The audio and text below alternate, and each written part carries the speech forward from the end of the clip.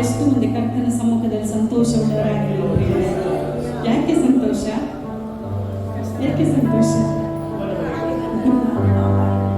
ಒಂದಪ್ಪನ ಮನೆಗೆ ಬಂದದ್ದು, ಇನ್ನೊಂದು ಯೇಸು ನಿಮ್ಮೊಳಗಿದ್ದಾನೆ. ಹಲ್ಲೆಲೂಯಾ! ಎಲ್ಲರಿಗಿಂತಲೂ ಸರ್ವಶ್ರೇಷ್ಠನಾದ ಸರ್ವಶ್ರೇಷ್ಠನಾದ ಯೇಸು ಸ್ವಾಮಿ ನಿಮ್ಮೊಳಗಿದ್ದಾನೆ. ಹಲ್ಲೆಲೂಯಾ! ಸರ್ವ ಲೋಕದ ಒಡೆಯನು, ಸಾಧಾರಣವಾದ ದೇವರಲ್ಲಿ ಸರ್ವಲೋಕದ ಒಡೆಯನು ನನ್ನೊಳಗೆ ನಿಮ್ಮೊಳಗೆ ಆತನು ಇದ್ದಾನೆ. ಹಲ್ಲೆಲೂಯಾ! ಎಷ್ಟು ಮಂದಿ ಆರಾಧಿಸಲಿಕ್ಕೆ ಸಿದ್ಧರಾಗಿದ್ದೇವೆ? ಹೇಳಿ, ನಾನು ಆರಾಧಿಸುವವಳಾಗಿದ್ದೇನೆ.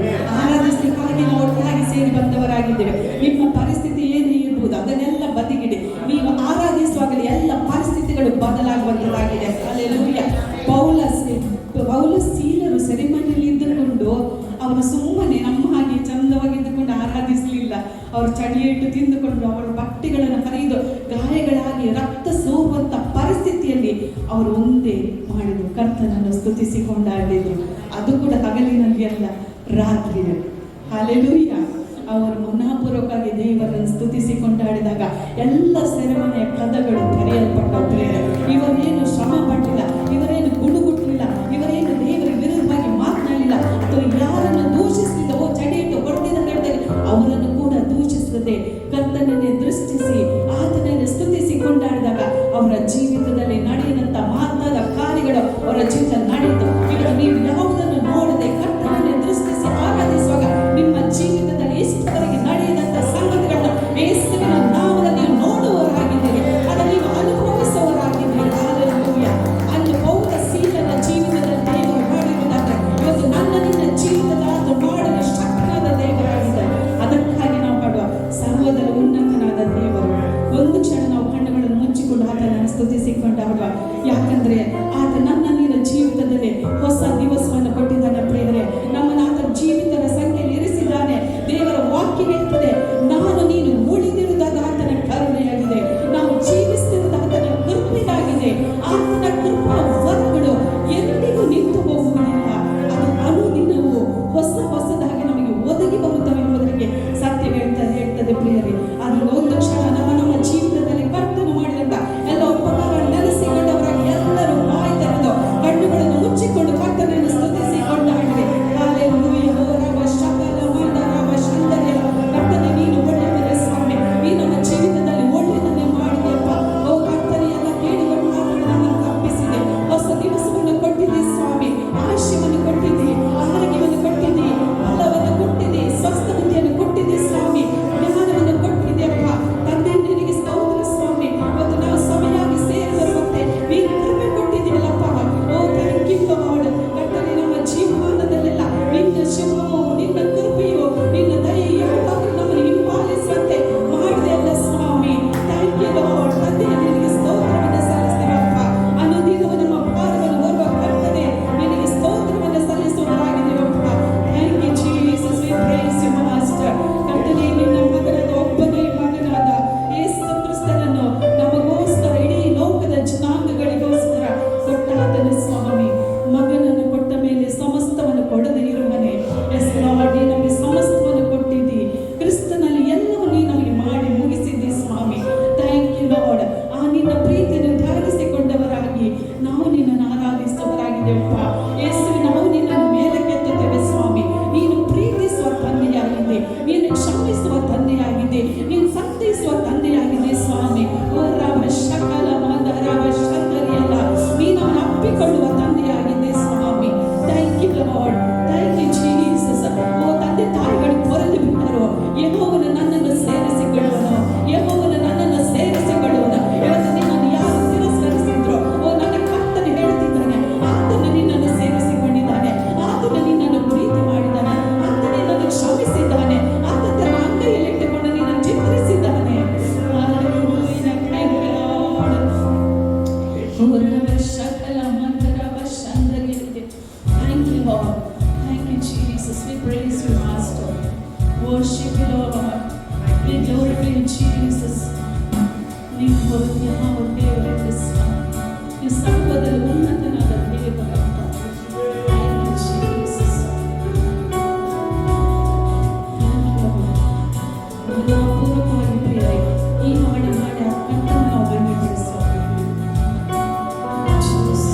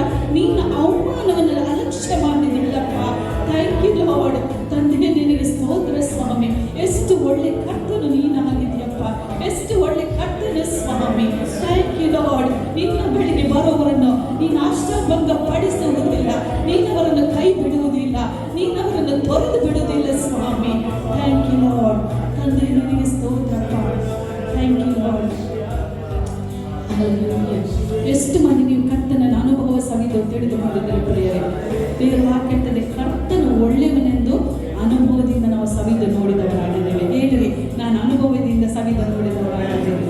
ನಾನು ಕೇಳುವುದಾದ್ರೆ, ನಿಮ್ಮ ಯಾರ ಜೀವಿತದಲ್ಲಿ ಯೇಸು ಸ್ವಾಮಿ ಒಂದು ಕೂಡ ಉಪಕಾರಗಳನ್ನು ಮಾಡಲಿಲ್ಲ ಎಂಬುದಾಗಿ ಹೇಳಿದರೆ ಯಾರು ಕೂಡ ಹೇಳಲಿಕ್ಕೆ ಸಾಧ್ಯ ಇಲ್ಲ ಅಲ್ವಾ? ನಾವು ಒಂದಾದ್ರೂ ಉಪಕಾರಗಳನ್ನು ಹೊಂದಿದ್ದೇವೆ. ನಾವು ಎಣಿಸಲು ಆಗದಷ್ಟು ಉಪಕಾರಗಳನ್ನು ನಾವು ಕರ್ತನಿಂದ ಹೊಂದಿದವರಾಗಿದೆ. ಅದರಿಂದ ಹೇಳೋಣ, ಭೂಮಿಯಲ್ಲಿ ಆಕಾಶದಲ್ಲಿ ನಿಮ್ಮ ಹಾಗೆ ದೇವರು ಯಾರು ಇಲ್ಲ ಸ್ವಾಮಿ. ನನ್ನ ಯೇಸುವಿಗೆ ನಾನು ಯಾರೂ ಇಲ್ಲ ಪ್ರಿಯರೇ. Hallelujah, thank you Lord. ಅದರಿಂದ ನಾವು ಆತನನ್ನು ಸ್ತುತಿಸಿ ಕೊಂಡಾಡುವ ಹೃದಯಪೂರ್ವಕವಾಗಿ ನಮ್ಮನ್ನೇ ಕರ್ತನಿಗೆ ಒಪ್ಪಿಸಿಕೊಟ್ಟವರಾಗಿ ಆತನನ್ನು ಆರಾಧಿಸುವ ಪ್ರಿಯರೇ. Thank you Jesus. ತಂದೆ, ನಿನಗೆ ಸ್ತೋತ್ರ ಸ್ವಾಮಿ. ನಿನಗೆ ಸಮಾನನಾದ ದೇವರು ಯಾರಿಲ್ಲ. ನಿನ್ನ ಹಾಗೆ ದೇವರು ಭೂಮಿಯಲ್ಲಿಲ್ಲ ಸ್ವಾಮಿ.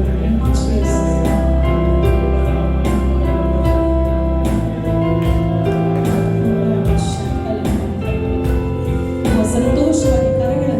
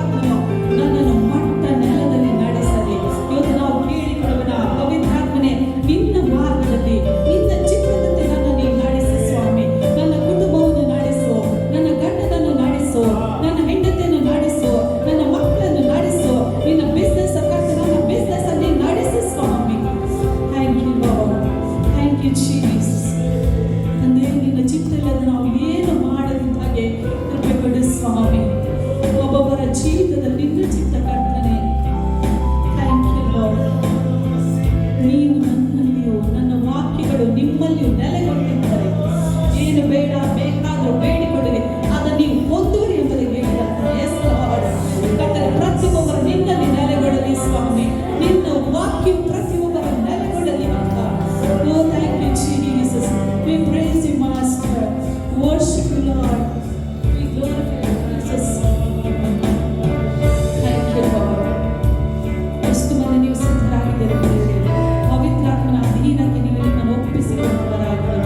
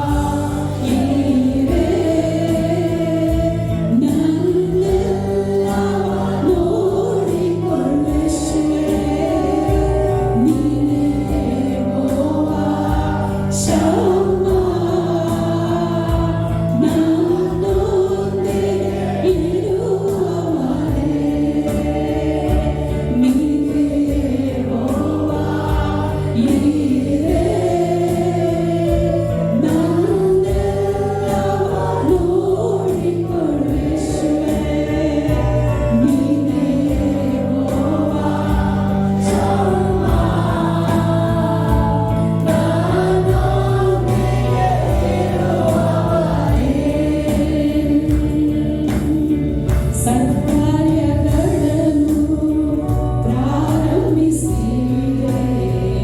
ಅಂತ್ಯದವರೆಗೂ ನಡೆಸುವೆನು.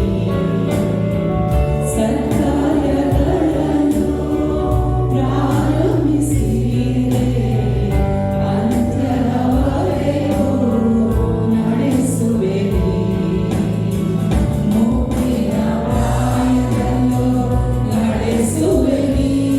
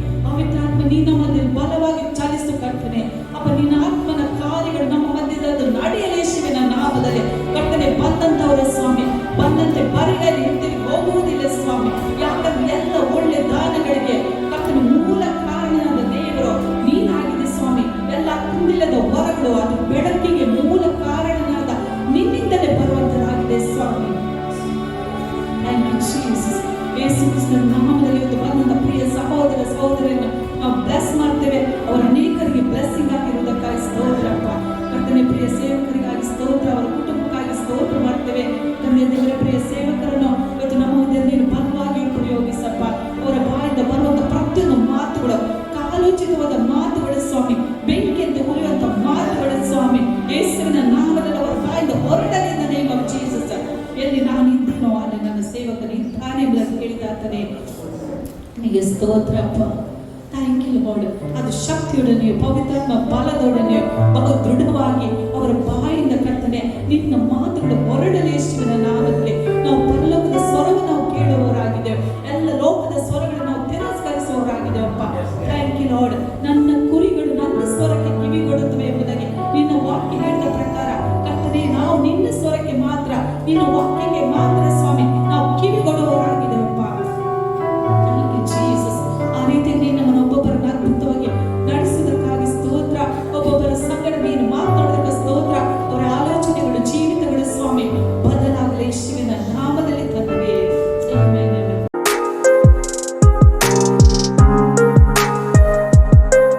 ದೇವರ ವಾಕ್ಯದಲ್ಲಿ 112 ಕೀರ್ತನೆ, ಅದರಲ್ಲಿ 1ನೇ ವಾಕ್ಯದಿಂದ 1-2ನೇ ವಾಕ್ಯ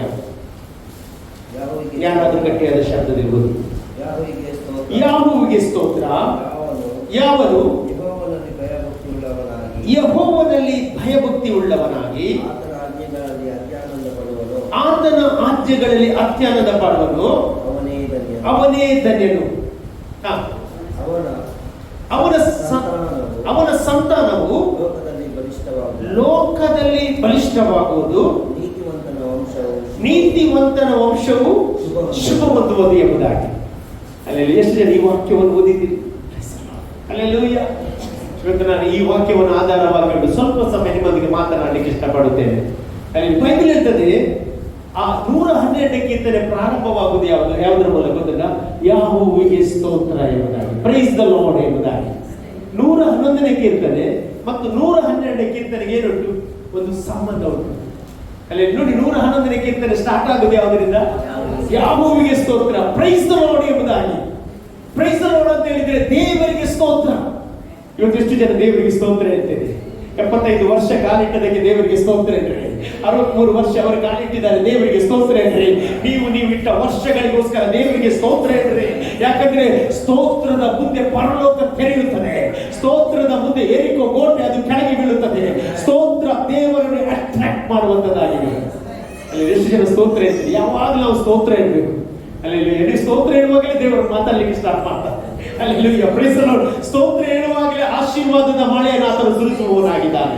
ಆಮೇಲೆ ಅಲ್ಲಿ ನಾವು ಯಾವಾಗಲೂ ಸ್ತೋತ್ರ ಹೇಳ್ಬೇಕು. ಅಲ್ಲಿ ಎಂತ ಪ್ರಾಬ್ಲಮ್ ಬಂದ್ರೆ ಏನ್ ಮಾಡ್ಬೇಕು? ಸ್ತೋತ್ರ ಹೇಳ್ಬೇಕು. ಆಮೇಲೆ ಅಲ್ಲಿ ಸ್ತೋತ್ರ ಹೇಳುವಾಗ ನಾವು ಅಪನಂಬಿಕೆಯ ಮಾತುಗಳು ಬರಬಾರದು. ಅಪನಂಬಿಕೆಯ ಮಾತುಗಳು ಏನ್ ಮಾಡ್ತದೆ ಗೊತ್ತಿಲ್ಲ? ದೇವರನ್ನು ಕರೆಗೊಳಿಸ್ತದೆ. ಆದ್ರೆ ನಂಬಿಕೆಯ ಮಾತುಗಳು ದೇವರನ್ನು ಸಂತೋಷಪಡಿಸುವಂತದ್ದಾಗಿದೆ. ಆಮೇಲೆ ಅಲ್ಲಿ ಸಿಸ್ಟರ್ ಹೇಳಿದ ಪ್ರಕಾರ ಪೌಲ ಸೀಲರು ಎಲ್ಲಿದ್ರು? ಸೆರೆಮನೆಯಲ್ಲಿದ್ರು. ಅವರೊಂದು ಒಳ್ಳೆಯ ಪ್ಲೇಸ್ ಅಲ್ಲಿ ಇರಲಿಲ್ಲ. ಅವರು ಭಯದ ವಾತಾವರಣದಲ್ಲಿದ್ದು ಕತ್ತಲೆಯಲ್ಲಿದ್ರು. ಅಂತ ಸಂದರ್ಭದಲ್ಲಿ ಏನ್ ಮಾಡಿದ್ರು? ಅವರು ದೇವರಿಗೆ ಸ್ತೋತ್ರವಾಗಿ ಹೇಳಿ ಕೆಲಸ ಮಾಡಿದ್ರು. ಅಲ್ಲಿ ಯಾವಾಗ ಸ್ತೋತ್ರ ಹೇಳಿದ್ರು ಅಲ್ಲಿಯ ಸಿಚುವೇಶನ್ ಚೇಂಜ್ ಆಯಿತು. ಇವತ್ತು ನಾನು ಹೇಳಲಿಕ್ಕೆ ಇಷ್ಟಪಡ್ತೇನೆ, ನೀವು ದೇವರಿಗೆ ಸ್ತೋತ್ರ ಹೇಳುವಾಗ ಕೆಲವೊಂದು ಆಶೀರ್ವಾದ ನಿಮ್ಮ ಮನೆಯ ಬಾಗಿಲಿಗೆ ಅದು ಬರುವಂತದ್ದಾಗಿದೆ. ನಿನ್ನ ಜೀವಿತದಲ್ಲಿ ಬರಡುತನವನ್ನು ನೀಗಿಸುವಂಥದ್ದು ಅದು ದೇವರಿಗೆ ಸ್ತೋತ್ರವನ್ನು ಸಲ್ಲಿಸುವಂತದ್ದಾಗಿದೆ.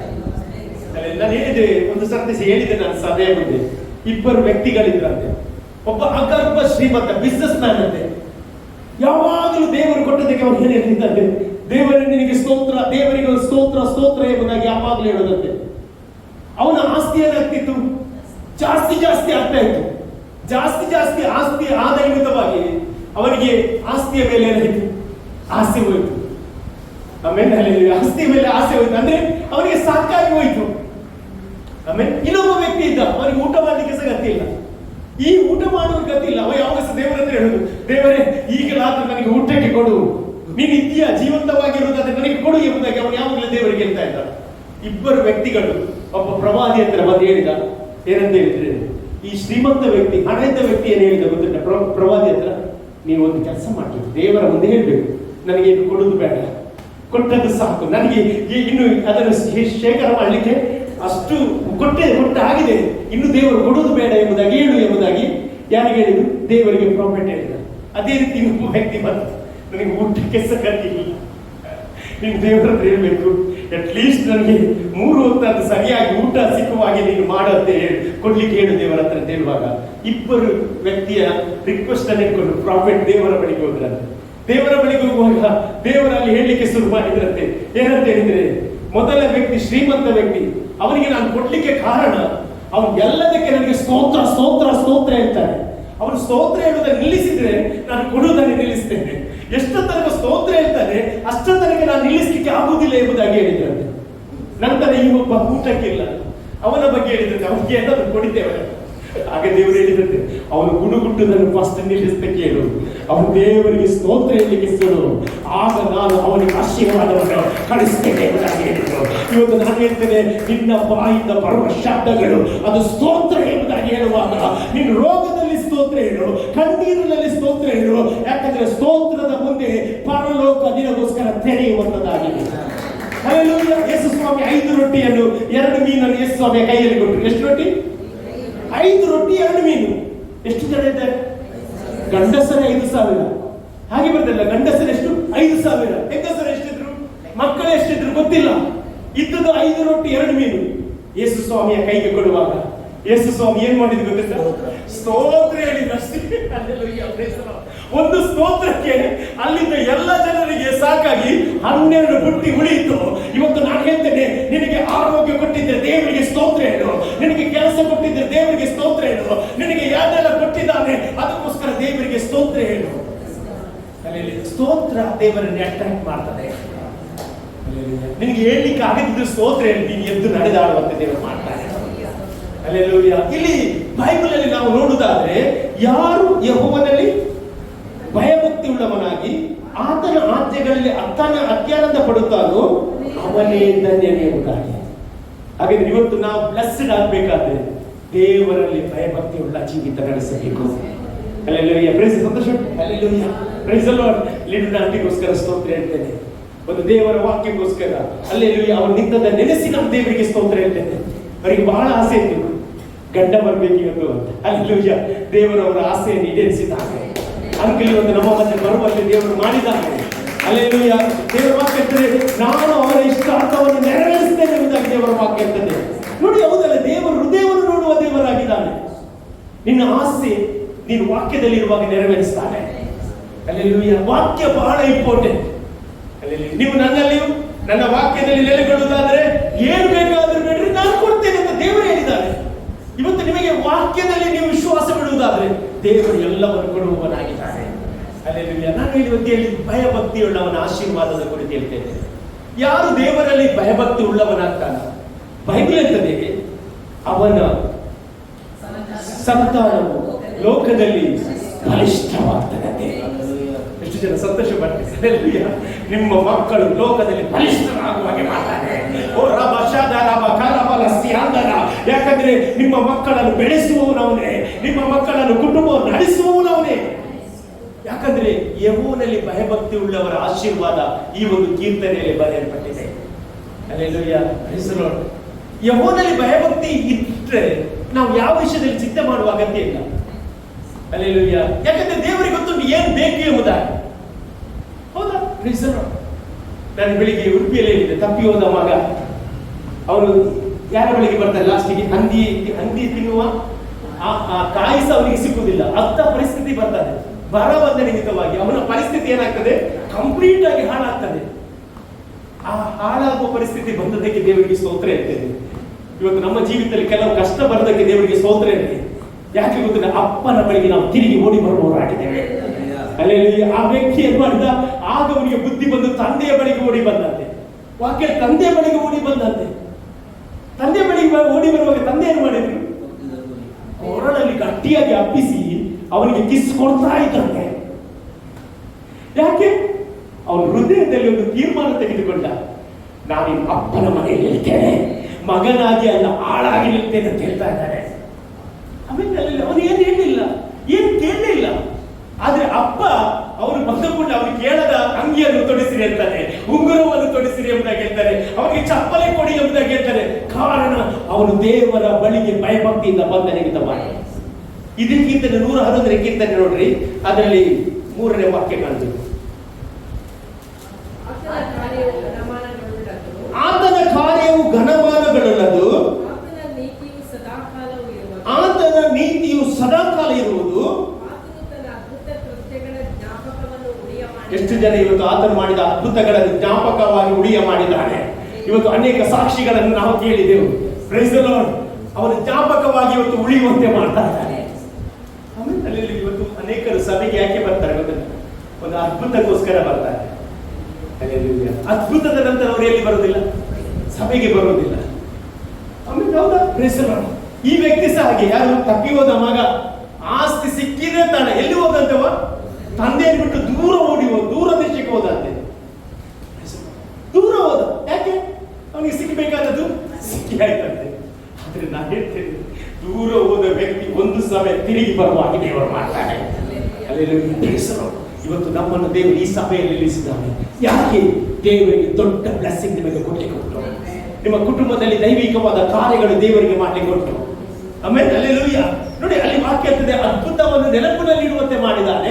ನಂತರ ವಾಕ್ಯ ಓದಿ.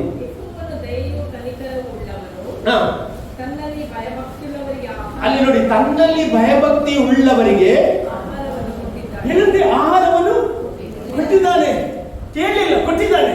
ಇವತ್ತು ನಿಮಗೆ ಕೊಟ್ಟಿದ್ದಾನೆ ಇಲ್ಲವ? ಅಲ್ಲಿ ನಿಮಗೆ ಏನ್ ಬೇಕು ದೇವರು ಕೊಟ್ಟಿದ್ದಾನೆ ಇಲ್ಲವಾ? ದೇವರಿಗೆ ಇವತ್ತು ಏನ್ ಬೇಕಂತ ಗೊತ್ತುಂಟೇ ಇಲ್ಲವಾ? ಒಮ್ಮೆ ನಾನು ಹೇಳಿದೆ, ಯಾವ ಮಕ್ಕಳ ಅಪ್ಪನ ಹತ್ರ ಭಿಕ್ಷೆ ಬೇಡಬೇಕಾಗಿಲ್ಲ. ಅಪ್ಪನಿಗೆ ಗೊತ್ತುಂಟು ಮಕ್ಕಳಿಗೆ ಏನ್ ಬೇಕಂತ. ಇವತ್ತು ಹೇಳ್ರಿ, ನಿಮಗೆ ಏನ್ ಬೇಕಂತ ದೇವರಿಗೆ ಗೊತ್ತುಂಟು. ಆಹಾರ ಬೇಕಾ, ದೇವರಿಗೆ ಆಹಾರವನ್ನು ಕೊಡುತ್ತಾನೆ. ಅಲ್ಲಿ ಫೈನಾನ್ಷಿಯಲ್ ಹೆಲ್ಪ್ ಬೇಕಾ, ದೇವರು ಕೊಡುವವನಾಗಿದ್ದಾನೆ. ಸಮಾಧಾನ ಬೇಕಾ, ದೇವರು ಕೊಡುತ್ತಾನೆ. ನಿದ್ರೆ ಬೇಕಾ, ದೇವರು ಕೊಡುತ್ತಾನೆ. ಅವನು ಎಲ್ಲವನ್ನು ಕೊಡುವ ದೇವರಾಗಿದ್ದಾನೆ. 112 ಹೇಳ್ತದೆ, ಅವನ ಸಂತತಿ ಲೋಕದಲ್ಲಿ ಏನಾಗ್ತದೆ, ಬಲಿಷ್ಠವಾಗುತ್ತದೆ ಎಂಬುದಾಗಿ. ಮುಂದೆ ಹೇಳ್ತದೆ, ಅವನಿಗೆ ಕೆಟ್ಟ ಸುದ್ದಿಯ ಎಷ್ಟು ಜನ ನನಗೆ ಕೆಟ್ಟ ಸುದ್ದಿಯ ಭಯ, ಕೆಟ್ಟ ಸುದ್ದಿಯ ಭಯವೇ ಇಲ್ಲ. ಕೆಲವರಿಗೆ ಭಯ, ರಾತ್ರಿ ಹಾರ್ಟ್ ಅಟ್ಯಾಕ್ ಆದ್ರೆ ನಿದ್ರೆ ಬರುವುದಿಲ್ಲ ರಾತ್ರಿ. ಕೆಲವರಿಗೆ ತೆಗೆದು ಬಿಸಾಡಿದಾಗ, ಯಾಕೆ? ಅಲ್ಲಿ ದೇವರಲ್ಲಿ ಕನೆಕ್ಷನ್ ಇಲ್ಲದ ಕಾರಣ. ಇವತ್ತು ಹೇಳ್ರಿ, ನಾನು ದೇವರೊಟ್ಟಿಗೆ ಕನೆಕ್ಷನ್ ಮಾಡ್ತಾ ಇದ್ದೇನೆ, ನನ್ನ ಅಪ್ಪನೊಂದಿಗೆ ಒಂದು ಕನೆಕ್ಷನ್ ಮಾಡ್ತಾ ಇದ್ದೇನೆ, ನನಗೆ ಕೆಟ್ಟ ಸುದ್ದಿಯ ಭಯವೇ ಇಲ್ಲ ಎಂಬುದಾಗಿ. ನಾನು ಹೇಳ್ತೇನೆ, ಯೇಸುವಿನ ನಾಮದಲ್ಲಿ ನಿಮಗೆ ಪ್ರವಾದನೆ ಮಾಡ್ತಾ ಇದ್ದೇನೆ, ನಿಮಗೆ ಯಾವ ಕೆಟ್ಟ ಸಂಗತಿ ಸಂಭವಿಸುವುದಿಲ್ಲ. ಕೆಟ್ಟ ಮಾತುಗಳು, ಸಂದೇಶಗಳು ನೀವು ಕೇಳುವುದಿಲ್ಲ. ನೀವು ಕೇಳಲಿಕ್ಕೆ ಹೋಗುವುದು ಒಳ್ಳೆಯ ಸಂದೇಶ, ನೀವು ಕೇಳಲಿಕ್ಕೆ ಹೋಗುವುದು ಒಳ್ಳೆಯ ವಾರ್ತೆಗಳು. ದೇವರು ಕೊಡುವವನಾಗಿದ್ದಾನೆ. ಹಲ್ಲೆಲೂಯಾ. Praise the Lord. ವಾಕ್ಯ ಸ್ಪಷ್ಟವಾಗಿ ಅವನಿಗೆ ಕೆಟ್ಟ ಸುದ್ದಿಯ ಭಯವೇ ಇರುವುದಿಲ್ಲ ಅಂತೆ. ನಂತರ ಹೇಳ್ತದೆ, ನೀತಿವಂತನು ಯಾವಾಗಲೂ ನೆನೆಸುತ್ತಾರೆ, ಅವನಿಗೆ ಕೆಟ್ಟ ಸುದ್ದಿಯ ಭಯವಿರುವುದಿಲ್ಲ. ನಂತರ ಹೇಳ್ತದೆ, ಯೆಹೋವನಲ್ಲಿ ಭರವಸೆ ಬಿಟ್ಟಿರುವುದರಿಂದ ಅವನ ಮನಸ್ಸು ಸ್ಥಿರವಾಗಿರ್ತದೆ, ಅವನಿಗೆ ಡೌಟೇ ಇಲ್ಲ. ಅದಕ್ಕೆ ಇವತ್ತು ಕೀರ್ತನೆ ಬಂದದಲ್ಲಿ, ಯೆಹೋವನನ್ನು ನಂಬಿ ಶಾಂತವಾದವರು ಸ್ಥಿರವಾಗಿರ್ತಾರೆ. ಭೂಕಂಪವಾಗಲಿ ಏನೇ ಆಗಲಿ, ನಾನು ದೇವರು ನನಗೆ ಪ್ರೊಟೆಕ್ಟ್ ಮಾಡ್ತಾನೆ. ಎಷ್ಟು ಜನ ನಂಬ್ತೀರಿ? ಎಷ್ಟು ಜನ ನಂಬ್ತೀರಿ? Hallelujah. Praise the lord. Hallelujah. Corona ಬರುವಾಗ ಏನೇ ಬರಲಿ, ನಮ್ಮನ್ನು ದೇವರು ಜೀವಂತವಾಗಿ ನಿಲ್ಲಿಸಿದ್ದಾನೆ. ಆಮೇಲೆ ಹಲ್ಲೆಲೂಯಾ. ಕೊರೋನಾದ ಟೈಮಲ್ಲಿ ಸಂತೋಷ್ ಬ್ರದರ್ ಸಹ ಹಾಸ್ಪಿಟಲ್ಗೆ ಇಟ್ಟಿದ್ದ, ಆದರೆ ದೇವರು ಅವರನ್ನು ತಂದಿದ್ದಾನೆ. ಜೇಮ್ಸ್ ಅಂಕಲ್ ಇದ್ದಾರೆ, ಜೇಮ್ಸ್ ಅಂಕಲ್ ಅನ್ನು ದೇವರು ತಂದಿದ್ದಾನೆ. ಅಲ್ಲಿ ಅನೇಕ ದೇವರು ಬದುಕಿಸಿದ್ದಾರೆ. ಕಾರಣ ಏನು ಗೊತ್ತಿಲ್ಲ? ದೇವರಿಗೆ ನಿನ್ನ ಮೇಲೆ ಒಂದು ಉದ್ದೇಶ ಇದೆ. ಹಲ್ಲೆಲೂಯಾ. ದೇವರ ಉದ್ದೇಶ ಇಲ್ಲದೆ ಯಾರನ್ನು ಸಹ ಏನಂತ ಜೀವಂತವಾಗಿಡುವುದಿಲ್ಲ. ಅವನ ಹಿಂದೆ ದೇವರಿಗೆ ಒಂದು ಪ್ಲಾನ್ ಉಂಟು. ಹಲ್ಲೆಲೂಯಾ. ದೇವರ ವಾಕ್ಯ ನಿಮಗೆ ಹೇಳುವುದಾದರೆ ನಂತರ ವಾಕ್ಯ ಮುಂದೆ ನೋಡಿ, ಅದರಲ್ಲಿ 9ನೇ ವಾಕ್ಯ ನೀವು ನೋಡ್ರಿ. 9ನೇ ವಾಕ್ಯ ಬಹಳ ಸುಂದರವಾದ ವಾಕ್ಯ. ಬಡವರಿಗೆ ಉದಾರವಾಗಿ ಕೊಡುತ್ತಾನೆ, ಅವನ ನೀತಿಯ ಫಲವು ಸದಾಕಾಲವಿರುವುದು, ಮಹಿಮೆಯೊಡನೆ ಅವನ ಕೊಂಬು ಎತ್ತಲ್ಪಡುತ್ತದಂತೆ. ಸಾಕು ನಿಲ್ಲಿಸಿ. ಅಲ್ಲಿದ್ರೆ ನೀವು ಬಡವರನ್ನು ನೋಡಿ ಉದಾರವಾಗಿ ಕೊಡುವಾಗ ದೇವರ ವಾಕ್ಯ ಇರ್ತದೆ, ನಿನ್ನ ಕೊಂಬು ದೇವರು ಎತ್ತುತ್ತಾನೆ. ಹಲ್ಲೆಲೂಯಾ. ಆಮೇಲೆ ಹಲ್ಲೆಲೂಯಾ. ನನ್ನ ದೇವರು ಯಾರ ಪರ? ಬಡವರ ಪರ. ವಿಧವೆಯರಿಗೂ ಅನಾಥರಿಗೂ ನಾನೇ ಆಧಾರ. ಆಮೇಲೆ ಎಷ್ಟು ಒಳ್ಳೆ ದೇವರು ನಮ್ಮ ಬಗ್ಗೆ ಕ್ಯಾರ್ ತಗೊಳ್ತಾ ಇದ್ದಾನೆ. ಇವತ್ತು ನಿಮ್ಮ ಬಗ್ಗೆ ಯಾರು ಕ್ಯಾರ್ ತಗೊಳ್ಳದಿದ್ರು ದೇವರು ಕ್ಯಾರ್ ತಗೊಳ್ತಾನೆ. ಎಷ್ಟು ಜನ ಹೇಳ್ತೀನಿ, ನನ್ನ ಬಗ್ಗೆ ದೇವರು ಕ್ಯಾರ್ ತಗೊಳ್ತಾನೆ. ನಾನು ಕದಲುವುದಿಲ್ಲ, ಹೇಳ್ರಿ, ನಾನು ಕದಲುವುದಿಲ್ಲ. ನನಗೆ ಕೆಟ್ಟ ಸುದ್ದಿಯ ಭಯ ಇಲ್ಲ. ನನಗೆ ಯಾವುದು ಕೆಟ್ಟ ವಿಷಯ ನನ್ನ ಜೀವಿತದಲ್ಲಿ ನಡೆಯುವುದಿಲ್ಲ. ದೇವರು ಒಳ್ಳೆಯದನ್ನೇ ಮಾಡ್ತಾನೆ. ಹಲ್ಲೆಲೂಯಾ. ನೋಡಿ, ದೇವರಲ್ಲಿ ಭಯಭಕ್ತಿ ಉಳ್ಳವನಿಗೆ ನೋಡಿ, ಆ ವಾಕ್ಯ ನೀವು ಓದುದಾದ್ರೆ 4ನೇ ವಾಕ್ಯ, 112 ಕೀರ್ತನೆ 4ನೇ ವಾಕ್ಯ. ಕತ್ತಲೆಯಲ್ಲಿ ಸೇರಂತೆ ಜ್ಯೋತಿ ಮೂಡುತ್ತದಂತೆ. ಆಮೇಲೆ ಹಲ್ಲೆಲೂಯಾ. ಇವತ್ತು ನಾನು ಹೇಳ್ತೇನೆ, ಇವತ್ತು ಕೆಲವೊಂದು ಕತ್ತಲೆಯ ವಿಷಯದಲ್ಲಿ ನೀವು ಹೋಗಿರುವುದಾದ್ರೆ ಅದರ ಮಧ್ಯೆ ದೇವರು ಬೆಳಕನ್ನು ಕೊಡುವವನಾಗಿದ್ದಾನೆ. ಅಲ್ಲಿ ದೇವರ ವಾಕ್ಯ ಸ್ಪಷ್ಟವಾಗಿ ಹೇಳ್ತೀವಿ, ಯಾರು ದೇವರಲ್ಲಿ ಭಯಭಕ್ತಿ ಉಂಟು ಆತನ ಆಜ್ಞೆಯಲ್ಲಿ ಅತ್ಯಾನಂದ ಪಡುತ್ತಾನೋ ಅವನು ಧನ್ಯನೇ ಎಂಬುದಾಗಿ. ಅಲ್ಲಿ ನಾವು ನೋಡ್ತೀವಿ ಯೋಬನ ಪುಸ್ತಕ 1ನೇ ಅಧ್ಯಾಯ 1ನೇ ವಾಕ್ಯ ನೀವು ಗಮನಿಸುವುದಾದ್ರೆ ಅಲ್ಲಿ ಯೋಬನ ಬಗ್ಗೆ ಏನು ಬರೆಯಲ್ಪಟ್ಟಿದೆ ಓದಿ ನೋಡ್ರಿ ಬೇಗನೆ. ಯೋಬನ ಪುಸ್ತಕ 1ನೇ ಅಧ್ಯಾಯ 1ನೇ ವಾಕ್ಯ. ಉಚ್ ದೇಶದಲ್ಲಿ ಯೋಬನೆಂಬ ಒಬ್ಬ ಮನುಷ್ಯನಿದ್ದನು. ಅವನು ದೇವರಲ್ಲಿ ಭಯಭಕ್ತಿ ಉಳ್ಳವನು, ಕೆಟ್ಟದನ್ನು ನಿರಾಕರಿಸುತ್ತಾ ನಿರ್ದೋಷಿಯು ಯಥಾರ್ಥ ಚಿತ್ತನು ಆಗಿದ್ದಾನಂತೆ. ಯೋಬನ ಬಗ್ಗೆ ನಾವು ನೋಡುವುದಾದ್ರೆ ಅಲ್ಲಿ ಕ್ಲೀನ್ ಆಗಿ ಬರ್ತಿದ್ದಾನೆ. ಅವನು ಯಾರಾಗಿದ್ದಾನಂತೆ? ಭಯಭಕ್ತಿಯ ವ್ಯಕ್ತಿ ಆಗಿದ್ದಾನೆ, ದೇವರಲ್ಲಿ ಭಯಪಡುವ ವ್ಯಕ್ತಿ ಆಗಿದ್ದಾನೆ. ಎಷ್ಟು ಭಯಪಡ್ತಿದ್ದ ಅಂತ ಹೇಳಿದ್ರೆ, ಇವನು ಏನ್ ಮಾಡ್ತಿದ್ದ, ತನ್ನ ಮಕ್ಕಳಿಗೋಸ್ಕರ ಏನ್ ಮಾಡ್ತಿದ್ರು, ಯಜ್ಞವನ್ನು ಅರ್ಪಿಸ್ತಿದ್ದಂತೆ. ಏನಾದ್ರು ಮಕ್ಕಳು ತಪ್ಪು ಮಾಡಿದ್ರೆ ದೇವರ ಕೋಪ ಬರಬಾರದಂತ ಮಕ್ಕಳ ವಿಷಯದಲ್ಲಿ ಯಜ್ಞ ಮಾಡ್ತಿದ್ದ. ಇಂಥ ಒಂದು ಯೋಬನ ಜೀವಿತದಲ್ಲಿ ದೇವರು ಸರ್ಟಿಫೈ ಮಾಡ್ತಾನೆ, ಇವನ ಹಾಗೆ ಬೇರೆ ಯಥಾರ್ಥರು ಇಲ್ಲ, ನಂಬಿಗಸ್ತರು ಇಲ್ಲ ಎಂಬುದಾಗಿ ಹೇಳ್ತಾ ಇದ್ದಾನೆ. ಯಾರ ಹತ್ರ ಸಹ? ಸೈತಾನನ ಹತ್ರ ಹೇಳ್ತಾ ಇದ್ದಾನೆ. ಆಗ ಸೈತಾನ ಚಾಲೆಂಜ್ ಹಾಕಿದ, ಇವನು ನಿನ್ನನ್ನು ದೂಷಿಸ್ತಾನೆ. ಅಲ್ಲೆಲ್ಲೂಯಾ, ಇವನಿನಲ್ಲಿ ಭಯಭಕ್ತಿ ಇಡ್ಲಿಲ್ಲ ಅಂತ ನಾನು ತೋರಿಸ್ತೇನೆ ಎಂಬುದಾಗಿ ಸೈತಾನ ಹೇಳುವಾಗ ದೇವರೇನು ಹೇಳಿದ್ರು, ಸರಿ ನಿನ್ಗೆ ನಾನು ಪರ್ಮಿಷನ್ ಕೊಡ್ತೇನೆ, ಅವನು ಪ್ರೂವ್ ಮಾಡು, ಅವನು ಭಯಭಕ್ತಿ ಇಟ್ಟವನ ಅಲ್ಲವ ಎಂಬುದಾಗಿ ನಾನು ತೋರಿಸ್ತೇನೆ ಅಂತ ಹೇಳುವಾಗ ದೇವರು ಚಾಲೆಂಜ್ ಅಕ್ಸೆಪ್ಟ್ ಮಾಡಿದ. ಯಾಕೆ ಚಾಲೆಂಜ್ ಅಕ್ಸೆಪ್ಟ್ ಮಾಡಿದ ಗೊತ್ತಿದ್ದ? ದೇವರಿಗೆ ಗೊತ್ತು, ಯೋಬ ನನ್ನನ್ನು ಬಿಟ್ಟು ಕೊಡುವುದಿಲ್ಲ ಅಂತ. ಅಲ್ಲೆಲ್ಲೂಯಾ, ವಾಕ್ಯ ಇರ್ತದೆ, ಒಂದೇ ದಿವಸದಲ್ಲಿ ಏನಾಯ್ತಂತೆ, ಯೋಬನ ಎಲ್ಲ ಆಸ್ತಿಗಳು ಹೋಯ್ತಂತೆ, ಅವನ ಮಕ್ಕಳೇನಾದ್ರು ಸತ್ತು ಹೋದ್ರು. ಆದ್ರೆ ಹೆಂಡತಿಯನ್ನು ಮಾತ್ರ ಯಾರು ಉಳಿಸ್ತಾರೆ? ಸೈತಾನ ಉಳಿಸ್ತಾರೆ. ಯಾಕೆ? ಲಾಸ್ಟ್ ಅಸ್ತ್ರ ಹೆಂಡತಿಯಿಂದ ಚೇಂಜ್ ಆಗ್ಬೋದು. ಆಮೇಲೆ ಅಲ್ಲೆಲ್ಲೂಯಾ, ನೋಡಿ ಸೈತಾನ ಬೇಕಾದವರನ್ನು ಮಾತ್ರ ಇಟ್ಟೆ. ಯಾಕೆ ಗೊತ್ತಿಲ್ಲ, ಯೋಬನನ್ನು ಬದಲಾಯಿಸಬೇಕು ಎಂಬುದಾಗಿ. ಆಗ ಬೈಬಲ್ ಹೇಳ್ತದೆ, ಯೋಬನ್ ಏನ್ ಮಾಡಿದ್ರು? ಭಯಭಕ್ತಿ ಉಳ್ಳ ಯೋಬನ್ ಏನ್ ಮಾಡಿದ್ರು? ದೇವರೇ ಕೊಟ್ಟನು, ದೇವರೇ ತೆಗೆದುಕೊಂಡನು, ದೇವರ ನಾಮಕ್ಕೆ ಸ್ತೋತ್ರವಾಗಲಿ ಅಂತ ಹೇಳಿದ. ಅಲ್ಲಿ ನೋಡಿ, ಕಷ್ಟದಲ್ಲಿ ಸಹ ಅವನು ಹೇಳಿದ ಕಾಂತ ಒಂದೇ, ದೇವರೇ ನಿನಗೆ ಸ್ತೋತ್ರ. ನಂತರ ಹೆಂಡತಿ ಬಂದು ಏನ್ ಮಾಡಿದ್ರು? ಏನ್ ಹೇಳಿದ್ರು ಅವನಿಗೆ? ಇನ್ನಾದ್ರೂ ದೇವರ ಅಂತ ಹೋಗ್ತಿದ್ದಿ, ಇನ್ನಾದ್ರೂ ದೇವರನ್ನು ದೂಷಿಸಿ ಸಾಯಿ ಎಂಬುದಾಗಿ ಹೇಳುವಾಗ ಯೋಬ ಏನ್ ಹೇಳಿದ ಗೊತ್ತಿಲ್ಲ, ದೇವರಿಂದ ಒಳ್ಳೆದನ್ನು ನಾವು ಹೊಂದಬಹುದು, ಕೆಟ್ಟದನ್ನು ಹೊಂದಬಾರದೆ. ಅಲ್ಲಿ ಹೆಂಡತಿಗೆ ಜೋರು ಮಾಡ್ತಾನೆ, ಎಂತ ಹುಚ್ಚಿಯಾಗಿ ಮಾತನಾಡ್ತಿತ್ತು. ಆಮೇಲೆ ದೇವರಿಂದ ಒಳ್ಳೆದನ್ನು ಹೊಂದುತ್ತೇವೆ, ಕೆಟ್ಟದನ್ನು ಹೊಂದಬಾರದು ಎಂಬುದಾಗಿ ಈ ಒಂದು ವ್ಯಕ್ತಿ ಹೇಳಿದ ನಿಮಿತ್ತವಾಗಿ ಇವನ ಜೀವಿತದಲ್ಲಿ ಯಾವುದೇ ಕಷ್ಟದ ಅನುಭವದಲ್ಲಿ ಬರುವಾಗ ದೇವರನ್ನು ಅವನು ಏನ್ ಮಾಡಲಿಲ್ಲ, ಬಿಟ್ಟುಕೊಟ್ಟಿಲ್ಲ. ಅವನ ಹೆಂಡತಿ, ಅವನ ಸ್ನೇಹಿತರು ಬಂದು ಏನ್ ಮಾಡಿದ್ರು? ಅವನಿಗೆ ಒಳ್ಳೆಯ ಮಾತುಗಳು ಹೇಳ್ಬೇಕಿತ್ತಲ್ಲ ಸ್ನೇಹಿತರು, ಆದ್ರೆ ಸ್ನೇಹಿತರು ಏನ್ ಮಾಡಿದ್ರು? ನೆಗೆಟಿವ್ ಆಗಿ ಮಾತನಾಡಿದ್ರು. ನೀನು ಪಾಪ ಮಾಡಿದ್ರಿ, ಹಾಗಾಗಿ ಈ ಒಂದು ಒತ್ತಡದ ಸಮಯದಲ್ಲಿ ಸಹ ಅವನು ದೇವರಲ್ಲಿ ವಿಶ್ವಾಸವಿಟ್ಟ. ಇವತ್ತು ಎಷ್ಟು ಜನ ದೇವರಲ್ಲಿ ವಿಶ್ವಾಸವಿಡ್ತಾ ಇದ್ರಿ? ನಿನ್ನ ಕಠಿಣವಾದ ಪರಿಸ್ಥಿತಿಯಲ್ಲಿ ದೇವರಲ್ಲಿ ವಿಶ್ವಾಸವಿಡು. ನಿನ್ನ ಕುಗ್ಗುವಿಕೆ, ಬೇಸರದ ಸಮಯದಲ್ಲಿ ದೇವರಿಗೆ ಸ್ತೋತ್ರ ಇಡು.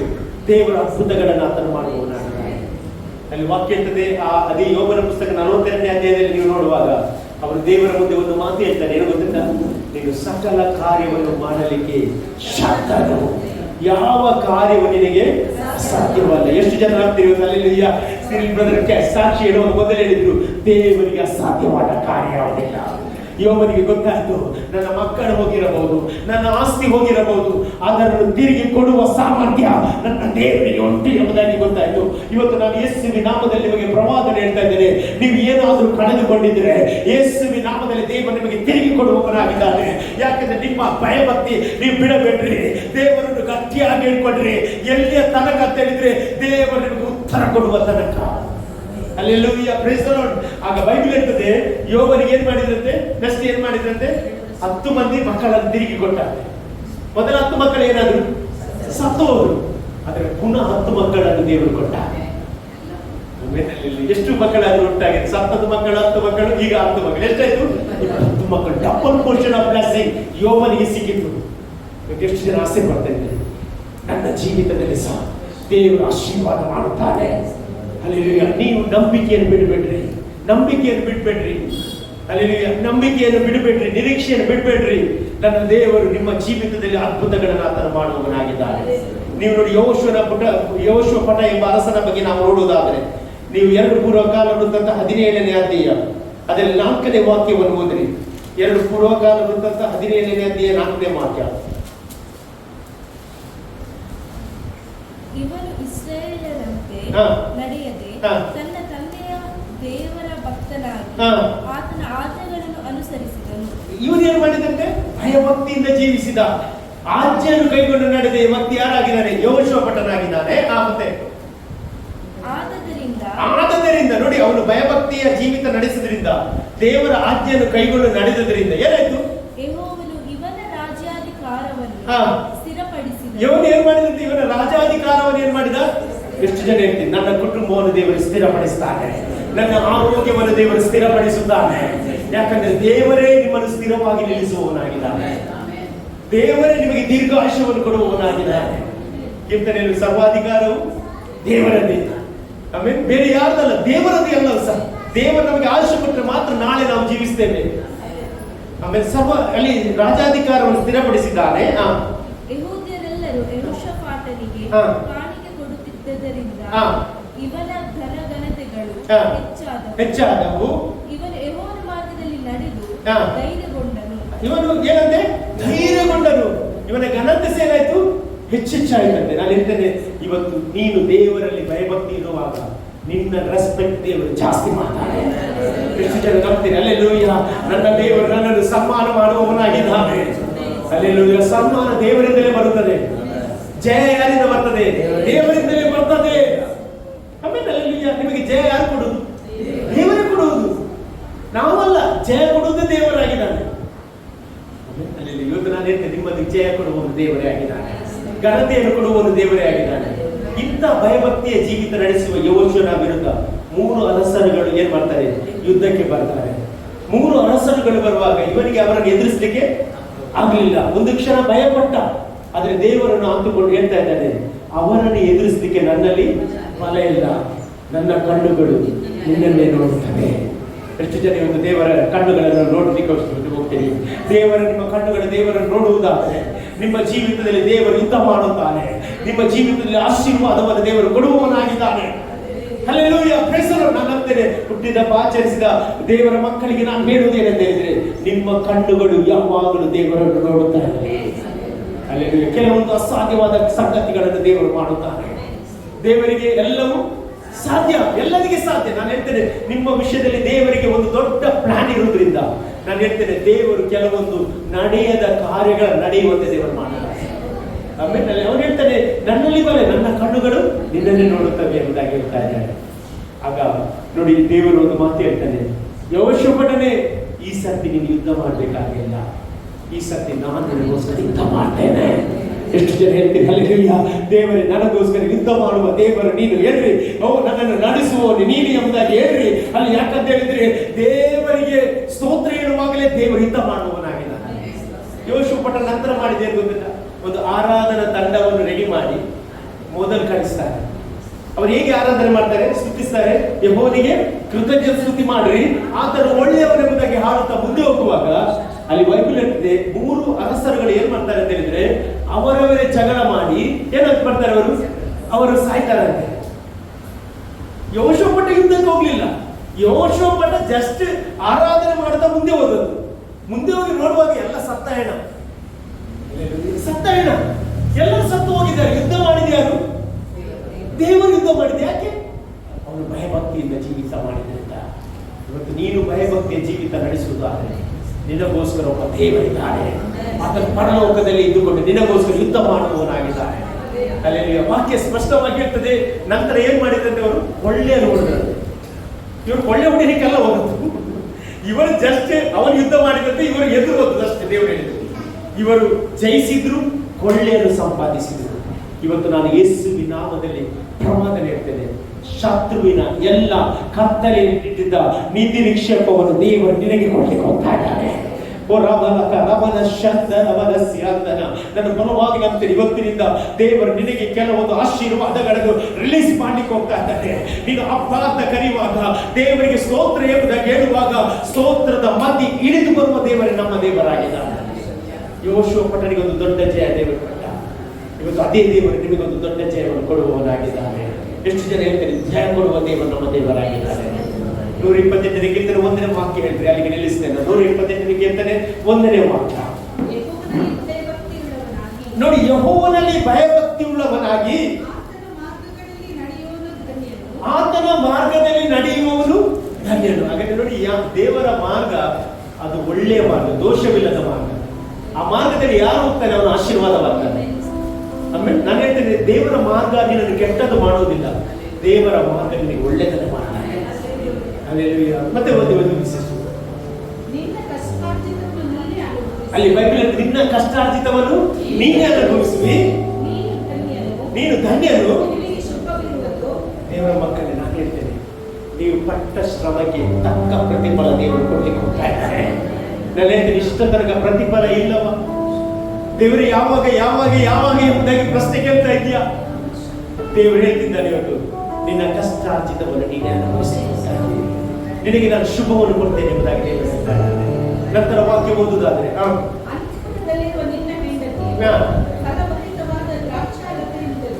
ಎಷ್ಟು ಜನ ಹೇಳ್ತಾರೆ, ನನ್ನ ಹೆಂಡತಿ ನನಗೆ ಆಶೀರ್ವಾದ ಹೇಳಿ, ನನ್ನ ಹೆಂಡತಿ ನನಗೆ ಆಶೀರ್ವಾದ ಹೇಳ್ತೀರಿ. ಹಲ್ಲೆಲೂಯಾ, ನಿಮ್ಮ ಹೆಂಡತಿ ನಿಮಗೆ ಆಶೀರ್ವಾದ.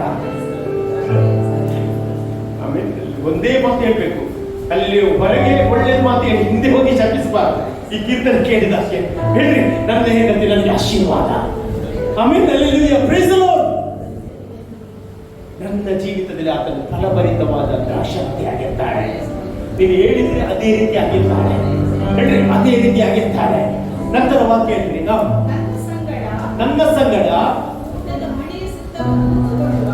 ಊಟದ ಮನೆಯ ಸುತ್ತಲೂ ಕೂತುಕೊಳ್ಳುವ ನಿನ್ನ ಮಕ್ಕಳು ಏನಂತೆ ಎಣ್ಣೆ ಮರದ ಸಸಿಗಳಾಗಿರುವರು. ಎಣ್ಣೆ ಮರ ನೋಡಿದ್ರ ಅಲ್ಲಿ ಎಣ್ಣೆ ಮರದ ಸಂಗತಿ ಗೊತ್ತಿಲ್ಲ, ಅದಕ್ಕೆ ಆಯುಷ್ಯ ಜಾಸ್ತಿ ಅಂತೆ. ನಿನ್ನ ಮಕ್ಕಳಿಗೆ ಆಯುಷ್ಯ ಜಾಸ್ತಿ ಕೊಡ್ತಾನೆ. ನೀನು ಅವರು ಬೆಳೆಯುವುದನ್ನು ನೋಡ್ತೀರಿ, ಅವರು ಆಶೀರ್ವಾದವನ್ನು ನೀನು ನೋಡ್ತೀರಿ, ಅವರು ಆರಾಧನೆ ಮಾಡುವುದನ್ನು ನೋಡ್ತೀರಿ. ಯಾಕಂದ್ರೆ ದೇವರ ಆಶೀರ್ವಾದ ಅದು ಭಾಗ್ಯದಾಯಕವಾದದ್ದಾಗಿದೆ. 112ಕ್ಕಿಂತ ಸ್ಪಷ್ಟವಾಗಿ ನಮಗೆಲ್ಲ ಹೇಳ್ತಾ ಉಂಟು, ದೇವರಲ್ಲಿ ಭಯಭಕ್ತಿಯ ಜೀವಿತ ನಡೆಸುವುದಾಗಿ. ಎಷ್ಟು ಜನ ಇವತ್ತು ತೀರ್ಮಾನ ತೆಗೆದುಕೊಳ್ತೇನೆ, ನಾನು ದೇವರಿಗೆ ಭಯಭಕ್ತಿಯಾಗಿ ಜೀವಿಸ್ತೇನೆ. ಭಯಭಕ್ತಿಯ ಜೀವಿತ ದೇವರನ್ನು ಅಟ್ರಾಕ್ಟ್ ಮಾಡ್ತದೆ.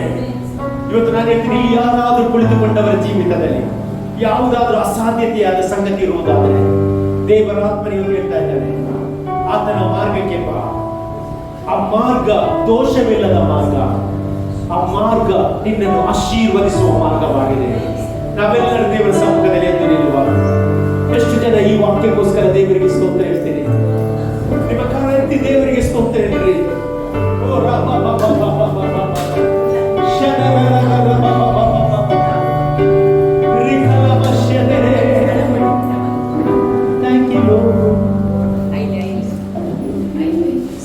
ನಡೆಸುವೆ ನೀ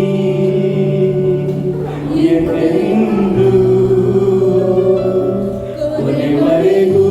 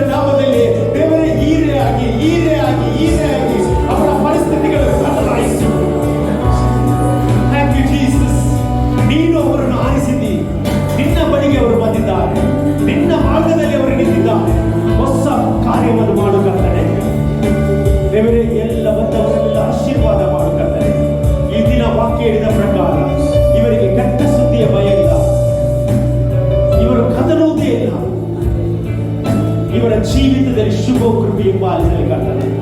ಹಾಗೆ ಮಾಡುವುದಕ್ಕೆ ನಿಮಗೆ ಸ್ತೋತ್ರ. ಎಲ್ಲರನ್ನು ಆಶೀರ್ವಾದ ಮಾಡು ಕರ್ತನೆ. ದೇವರೇ, ಈ ದಿನ ನಾವು ಒಂದು ಗೋಡಿಯಾಗಿ ನಿನ್ನನ್ನು ಆರಾಧಿಸಲಿಕ್ಕೆ ಕೃಪೆ ಕೊಟ್ಟದಕ್ಕೆ ಸ್ತೋತ್ರ. ವಾಕ್ಯದೊಂದಿಗೆ ನೀವು ಮಾತಾಡಿದಕ್ಕೆ ಸ್ತೋತ್ರ. ಎಲ್ಲವ ನಿಮ್ಮ ಕರಗಳಿಗೆ ಒಪ್ಪಿಸಿ ಪ್ರಾರ್ಥನೆ ದೇವರೇ. ಎಲ್ಲ ಧನ, ಎಲ್ಲ ಮಾನ, ಎಲ್ಲ ಮಹಿಮೆ ನಿನ್ನ ಒಬ್ಬನಿಗೆ ಸಲ್ಲಿಸುತ್ತೇವೆ ದೇವರೇ. ಯೇಸುವಿನ ಮುದಾದ ನಾಮದಲ್ಲಿ ಬೇಡುತ್ತೇನೆ ತಂದೆ. ಆಮೆನ್. ಆ ಹಾಲೆಲೂಯದೊಂದಿಗೆ ಕಥೆ ಆಶೀರ್ವಾದವನ್ನು ಪಡೆದುಕೊಳ್ಳುವ.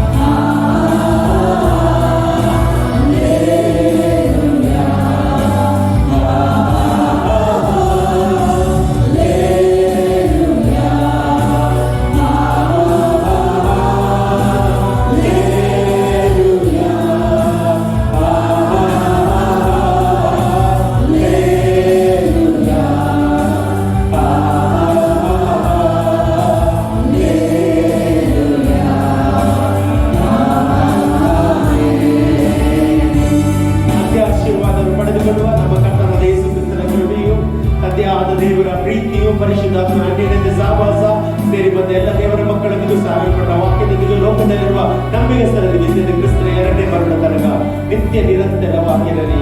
ಆಮೆನ್. ಜಯಪಟ್ಟ ದೇವರು 3 ಬಾರಿ ಹಲ್ಲೆಲೂಯಾ, ಹಲ್ಲೆಲೂಯಾ, ಹಲ್ಲೆಲೂಯಾ, ಹಲ್ಲೆಲೂಯಾ. ದೇವರು ನಿಮ್ಮನ್ನು ಆಶೀರ್ವದಿಸಲಿ.